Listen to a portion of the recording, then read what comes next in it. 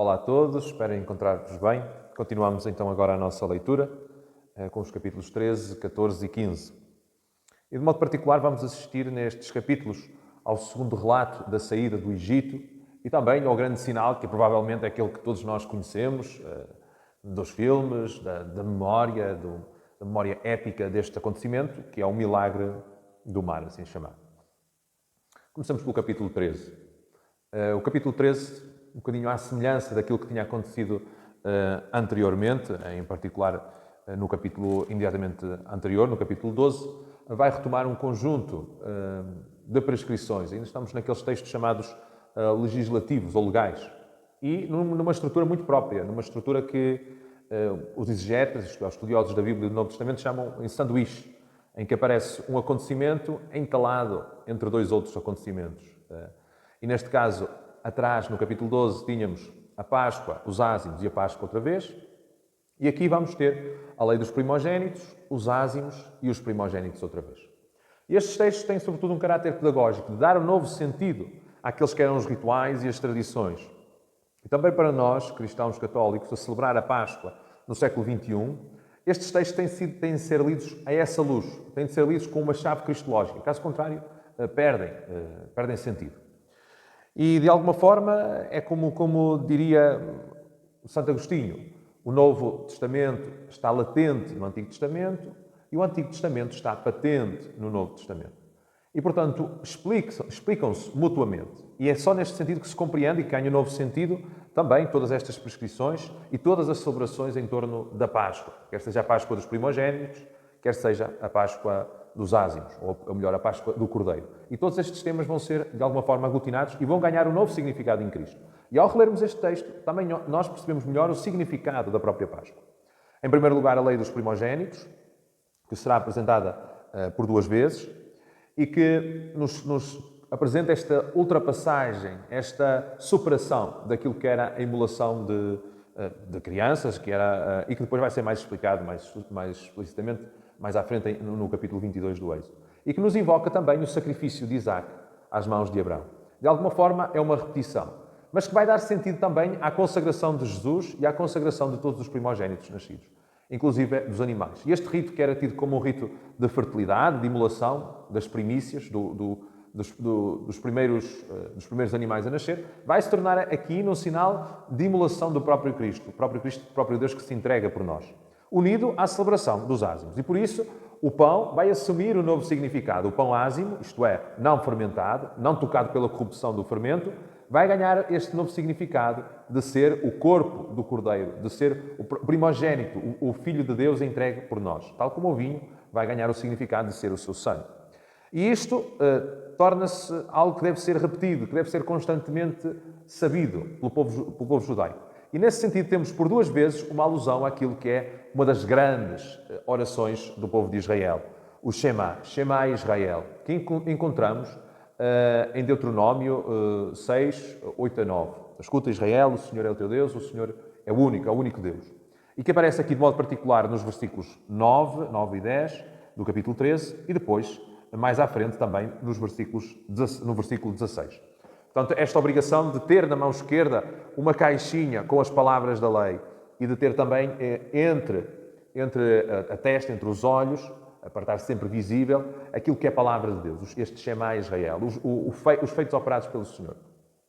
E é curioso notar que quando é retomado este discurso dos primogénitos, temos primogénitos, ázimos, primogénitos, é-nos apresentada uma das grandes instruções, das grandes catequeses do povo judaico, que, aliás, algumas comunidades cristãs ainda hoje repetem, que é aquela tradição, aquela instrução, chamada em hebraico Haggadah, em que o mais novo pergunta ao mais velho qual é o significado da Páscoa, o que é isto, o que é que nós hoje celebramos. E o mais velho instrui o mais novo acerca deste significado da Páscoa.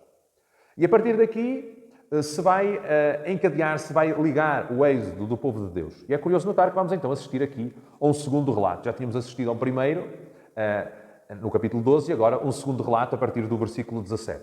Mais uma vez isto atesta, foi por isso que foi importante aquela introdução, as várias fontes, e explica para que existem vários duplicados. E por um lado também nos explica que não existiu um êxodo só. E vamos ver que, neste caso, é relatada a experiência de um dos grupos, pode ser o grupo de Moisés, um grupo que é expulso, Um grupo que foge, um grupo que simplesmente é libertado. E qual é o importante disto? Não estamos aqui a tentar tirar um valor aos acontecimentos e à ação de Deus na história. Não, pelo contrário. Estamos a procurar acentuar que o povo de Deus é capaz de ver nos fenómenos naturais, naquilo que acontece na sua própria história, a ação de Deus, a mão de Deus, a mão poderosa do Senhor. Como é que utilizamos esta palavra? Como é que Deus, ao perguntarmos a nós próprios, como é que Deus continua a atuar na nossa vida? E por isso, escutamos esta saída, este segundo relato da saída do Egito, onde se liga continuamente com os textos anteriores, em particular com o mandato de José de levar os ossos, de recolher os ossos e levar para a sua terra. E depois entramos então, propriamente dito, no milagre do mar. E o escritor, a partir do capítulo 14, fala-nos que o povo evita o caminho dos filisteus. Haviam 3 grandes caminhos que ligavam o Egito ao Oriente. Um que ligava a Arábia, o caminho do deserto a meio, e depois um caminho quase junto ao mar, o caminho dos filisteus. E para além deste existia ainda outro, mais a norte ainda, pouco utilizado, por ser um caminho algo instável, que mais tarde vai ficar conhecido como a Via Maris, uma via encostada ao mar Mediterrâneo. E isso ajuda-nos também a perceber o que é que se está a passar aqui. E, aliás, a teoria proposta pelos biblistas, neste caso na versão que eu estou a seguir da Bíblia dos Capuchinhos, e também que era, grosso modo, a visão também daquele que foi o meu professor de Pentateuco, o Dom António Couto, é que o povo de Deus teria ido por esta via alternativa. Portanto, não teria ido por nenhuma das estradas conhecidas. Até porque a estrada mais usada, a estrada dos filisteus, estava amplamente patrulhada. Tinha um conjunto de 23 postos que tinham sido montados no tempo do faraó Seti I e que fiscalizavam todas as caravanas que passavam. E é por isso que o texto alude ao facto de evitaram este caminho para não se surpreenderem com batalhas, não terem de alguma forma de ultrapassar ou de alguma forma ultrapassar violentamente estes postos. Uma vez que, no caso desta tradição, um dos grupos podia mesmo, efetivamente, ser um grupo fugitivo e, portanto, ter uma espécie de mandato de captura. Porque sabemos que não existiram, já vos disse, não houve um único êxodo, houve vários êxodos. E é a partir destes povos que se vai formar o povo de Israel. E por isso que depois vai ser importante a aliança do Sinai. Curioso notar que, com 10 palavras, Deus criou o mundo, Gênesis 1, e depois, Êxodo 20, com 10 palavras, Deus cria o povo de Israel, com os 10 mandamentos.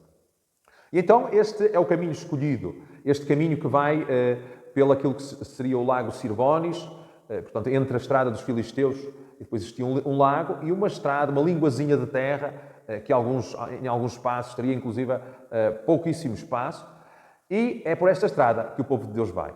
E é claro que tem mar dos dois lados, tem água dos dois lados.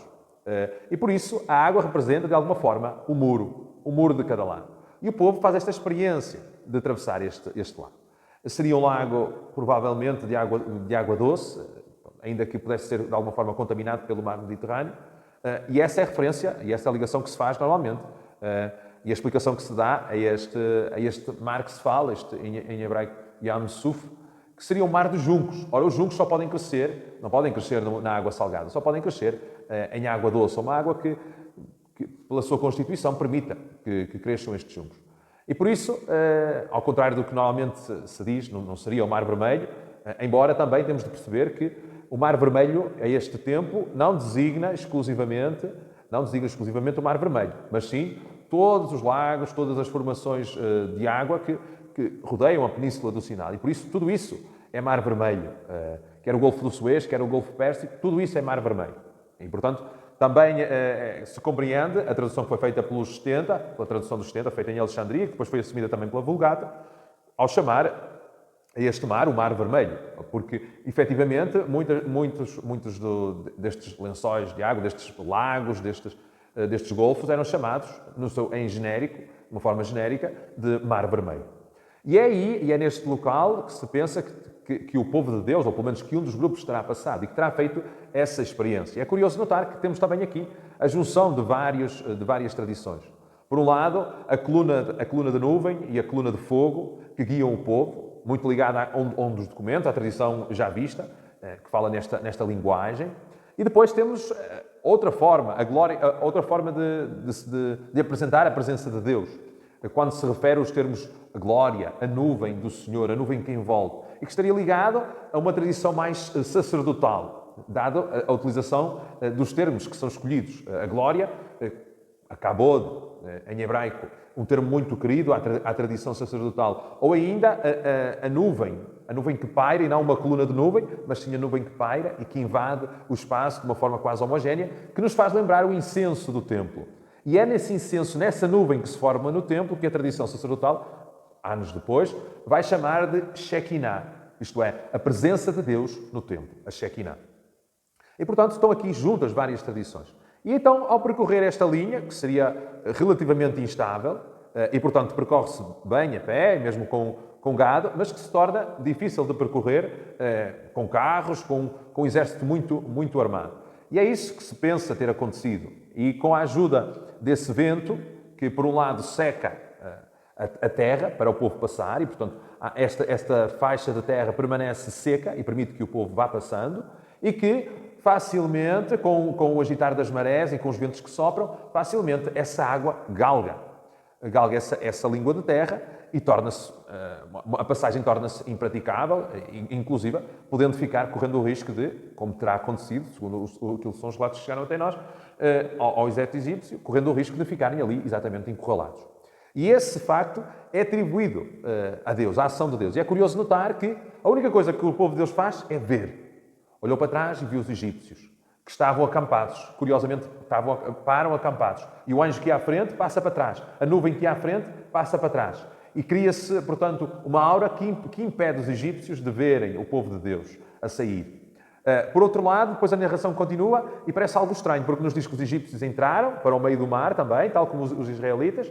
E o que acontece é que depois o escritor nos diz que Deus lançou a confusão no acampamento dos egípcios, mas então eles já não estavam no meio do mar em perseguição. E, portanto, há aqui uma série de junção de vários relatos, mas o importante e a grande lição que temos a tirar, para além destas análises, digamos assim, mais técnicas, é que o povo de Deus vê em todos estes acontecimentos a mão do Senhor, o braço poderoso, a ação de Deus. E é isso que brota na experiência da Bíblia. A Bíblia é exatamente isso, a experiência de fé de um povo, a experiência de fé do povo de Deus. E então, sabemos o desfecho desta cena, portanto, Deus destrói, faz com que o vento sopre, engula e destrua o exército do faraó. E depois, perante isto, o que acontece é que há um jeito muito, digamos, épico, Moisés é apresentado a cantar um cântico de vitória. E estes cânticos são muito parecidos a muitos outros que nos aparecem na Sagrada Escritura. O mais famoso é talvez, e dos mais antigos, o Cântico de Débora, no livro dos Juízes, no capítulo 5. E depois também nós conhecemos muito bem os cânticos de São Lucas, os cânticos do Novo Testamento, o Cântico de Zacarias, o Cântico de Nossa Senhora, o Magnífica, o Cântico de Simeão, o Nunc Dimittis. E, portanto, que são cânticos, que são construções poéticas, que juntam vários elementos, diversas tradições, e que têm por objetivo fazer com que o povo se recorde, através do cântico, através da repetição. E entramos assim num texto poético. Lembram-se que eu vos tinha falado que havia nesta sequência 3 tipos de textos legislativos, acerca das disposições legais da Páscoa, da celebração da Páscoa, outros narrativos, nomeadamente este episódio da travessia do mar, e depois textos de cariz poético. São estes, o Cântico de Moisés e depois o Cântico de Míriam, que, curioso, são praticamente dois versículos, são 2 parágrafos, um cântico pequenino, que se pensa ser o cântico mais antigo, pela sua simplicidade, pelo facto de ser fácil de repetir. E que teria sido, provavelmente, e aqui ligado, Míriam, ou Maria, é ligada, em primeiro lugar, a Arão, porque seria muito por influência de uma tradição sacerdotal, que quer dar relevo, dar importância à figura de Arão, e depois, no livro dos Números, Míriam também vai ser dita irmã de Moisés, como é lógico, não é? Porque se é irmão de Arão, também é irmã de Moisés. Mas é curiosa esta ligação inicial.